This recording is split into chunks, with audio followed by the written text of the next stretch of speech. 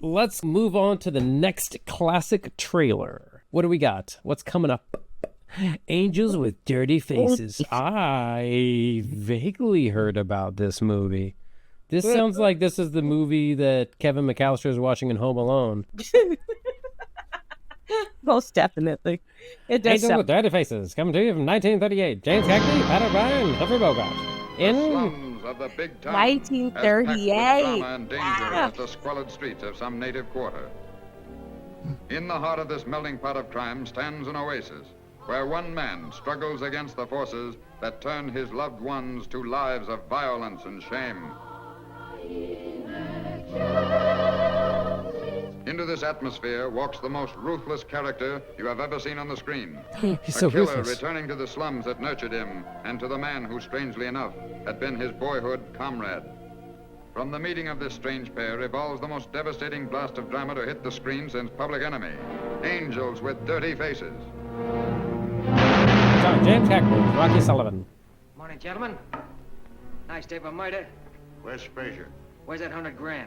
Think we're gonna pay off, huh? Certainly. If I don't get that dough in 3 minutes, Frazier's going to be splashed all over the best hideout in town. Pat O'Brien I'm as gonna Father use your Connolly. case as a crowbar to pry open and uncover this cesspool. I'm going to force the law, corrupt or not, to indict and prosecute and bring to light of day this entire filthy mess. Is he a cop? The dead-end kids. Asking questions again, huh? Listen. Some of these days you're going to stick your nose and you're going to get something in it. Well, I only thought it was... Shut up! Now look, you don't know anything about this, see? No, I don't know nothing. But you do know what guys get who talk. And Sheridan as the girl with the shadows. Yes, Laurie, we both love him. I've loved him since we were kids, 6 years old. Why are you trying to send him to prison for life? You can't do that to Rocky. I won't let you. You see, Laurie, there's all those other kids in the streets whom I don't want to see grow up like Rocky did. You see, Laurie, they have lives too. I can't throw them away. Humphrey Bogart as the mouthpiece, Cagney's deadly enemy. He was Sullivan picked me up at handsome. my home. He's got everything that was in my safe. Account books, receipts, names, addresses, bank books, everything. If he's prosecuted for this kidnapping, he'll talk. And George Wilcox, Kiefer, ruler of the city's crime ring. I'm taking care of this job myself. Get Blackie up here right away. Now listen, Mac. I don't care how you handle Sullivan, but it's got to look like an accident with that priest. Leave that to me.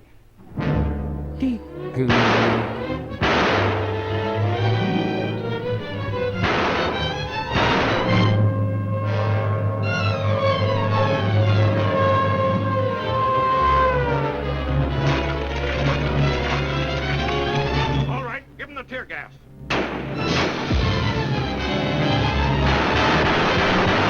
Looks like we're just watching the climax of this movie. What are you doing up here? Go on, get out of here, beat it! What's the matter with you? Want to get your skull full of lead? I thought you were smart enough trying to stick your kids in a place like this. I couldn't stand by and watch him shoot you down, Rocky. Angels with Dirty Faces. That's our story for us, for you to be watching. We'll give you the time. You watch action, you watch 90 drama-packed everything. minutes. That's you what you're... watch for all of it. This is what I told you. I love classic black and white movies, and this is the reason why I love it, because those movies were made with such confidence for their time. So like, this is what we have, and we're relying on skill. Okay, we have skill and we have film, and we had to cut dailies every day, and we're gonna give it to you so you actually want to see it, but we're also gonna give it to you so you know what you're going in to see. Yeah, And- those that sometimes they'll almost show you the whole damn movie of the trailer. Yeah, but it's like it's like they did that because they had the mentality like, well, we ain't afraid. Like, you're gonna like the movie. We're not afraid to show you what we have or what we created or what the storyline is or what the whole concept of the movie was in the trailer. Because when you go and you watch the other 98 minutes or so of it, we know that you're going to enjoy those parts because they're quality as much as you enjoyed this trailer. And I think that's just a different mentality that filmmakers back then had, because they were just like, fuck it, here it is.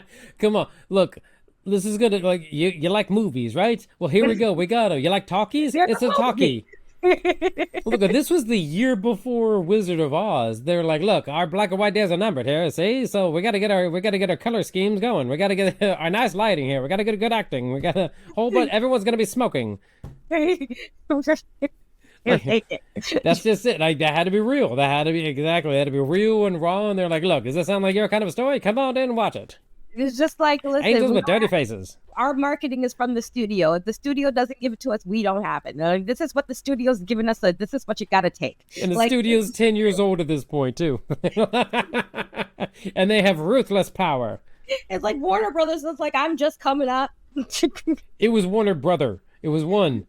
Second one hadn't even come in yet. All right. That's how young that they are coming into this. No, but for real though, it was just a different mentality of film in the industry back then, and we don't have that now. It's just like people are just like, oh well, I'm inundated. I have so many options of so many things I can watch. So your trailer needs to grab me and just make me wonder about the film. When trailers back then were just like, listen, here's the film. Look, we made 90 minutes of this film. Here's 7 of it, and this is the trailer. Yes.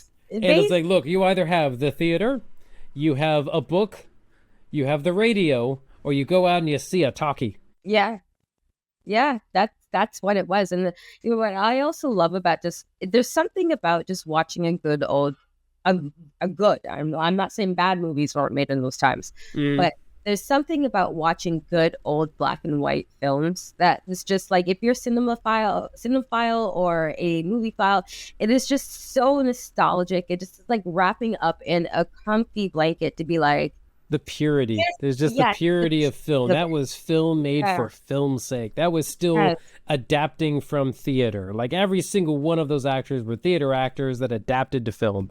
And it wasn't multiple camera angles. Like it was very limited movement. It really just was what the focus is what the actors were bringing to the screen and how the camera was placed in order to enhance the storytelling. And if you're into that type of stuff, like old movies are where it's at, because it's the purity of it all. It's literally, I'm not talking about film versus digital at this point. I'm just talking about the basics, the foundations of filmmaking. And the thing I love too is that this is like 1938. So you're getting late stage Depression era. This is prior to World War II. World War II hasn't even come out yet. This is prior to Casablanca. So this is Humphrey Bogart as that good actor, not that Humphrey Bogart, you know? This is still, you know, like Angels with Dirty Faces. This is still like the height of mob crime and everything. Or, you know what, hold on. When was, when did Prohibition end? Prohibition ended in 33, more or less. So this is 5 years after like the height of the mafia, of the mob, and crime being a legitimate, career alternative. Wait, what was the mob doing in the 40s? I mean, well, that's literally how the Godfather movie comes into play. What was going on post this? You know, this was they were rebuilding. It was a rebuilding era for the mob. That was the syndicate time. It was between times. Yeah, okay. I was just something with the mob in the 40s. Oh, the mob didn't ever go away. They just went back underground before they went back out. Yeah. But Angels with Dirty Faces, this is like still like showing you how crime and gangs were a not a bad, career alternative, because it was the Depression and you had to do what you had to do, and so like I love it. Love that those time capsules of what did 1938 look like. Well, and they were just coming off Prohibition at that time, and it's just like it felt like there is this thing in this world now there, to be a mobster, be a gangster, there's a certain type of glamour with it. You just kind of, it looks like a glamorous lifestyle. Power and money. It looks like my life. So guys, some people follow into it because it looks so good. Yeah. Back then, I feel like for certain sections of the population, it was just a way of life. And their normalcy of it was what was represented in these movies, as opposed to the supposed glamour of the lifestyle. Yeah, that's pretty much where it was. And then also clearly the Catholic Church to be respected in 1938. Mhm. It's just a different way. Like you said, it's a time capsule of the way the world was back then. And it's just a different way of thinking because obviously, clearly, we are not like the world is not like that today. Nope. We have issues going on. And it just feels like the things back then that would be considered taboo or a little bit unethical or, un-Jesus like, ungodly like, aren't normal today for the most part. Oh, yeah, absolutely. They would never even consider that. I was like, because again, we peaked in 1999. This, apparently, according to this broadcast, yes, we did. But society would never think of like saying, okay, yeah, it's normal for us to cuss each other out or fight on the street or go to parades and gyrate and literally like do sexual acts in public. Back then, like no, well, maybe we, actually, let me scratch that. Maybe you're doing okay in civilization. Maybe you're doing all right now. And anyway, no, the standard back then was skirts past knees, properly home by a certain time, family-oriented dynamic. Who was it? Anne Sheridan as the Lady of the Shadows. What does that mean, Lady from the Shadows? She had a code name. Okay. Now it's just like, now it's the flip side. Like everything we see in movies is just like all the risque things that we do in public or in the world now. It's just like, that is our focus. So it's nice to look back every once in a while and be like, oh, so they weren't like that then. Mm-hmm. And this is how they were like. And yeah, it's nice. I mean, they still smoked. Like oh my God, yeah, that was. Look at that. Look, they didn't have to put in fog machines to give like that illusion with the lighting and camera. No, that was just dude smoking. No, that was just I like. Say the cameraman had to ash his cigarette during that shot. That's just how the day was. That was just the set. To work, that's what was going. These actors put down a cigarette to go do the scene with their new cigarette, and then they put that down and picked out their old cigarette and finished it off. That was a prop cigarette right there. I'm back. Yeah. Wait. This is a prop cigarette. Where's my real cigarette? Oh, there you go. Okay.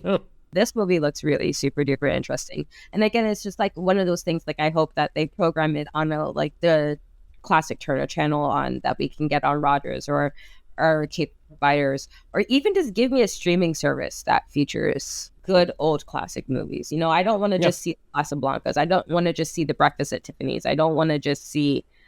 Don't just show me the big names. Give me all of them. What was the day-to-day? Yeah, exactly. I agree.